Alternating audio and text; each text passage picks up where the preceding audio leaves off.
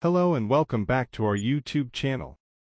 In this video we're talking about how to set up your TP-Link Deco Mesh Wi-Fi system. Whether you're looking to eliminate dead zones or enhance your Wi-Fi coverage, this guide will walk you through the setup process step by step. Step 1. Setting up the Deco Units.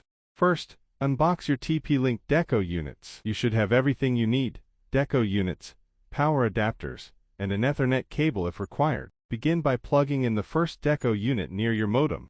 Step 2. Using the Deco app. Download the TP-Link Deco app from your app store. Open the app and follow the prompts to create a TP-Link ID, or log in if you already have one. Step 3. Adding your Deco system. In the app, tap on Add New Deco System and select your Deco model from the list, for example, Deco M5, Deco X20. The app will guide you through the process of adding each Deco unit to your mesh network. Step 4. Network configuration. Once all Deco units are connected, you can configure your network settings. Set up your Wi-Fi network name, SSID, and password. You can also customize additional settings like a guest network and parental controls. Step 5. Finalizing setup.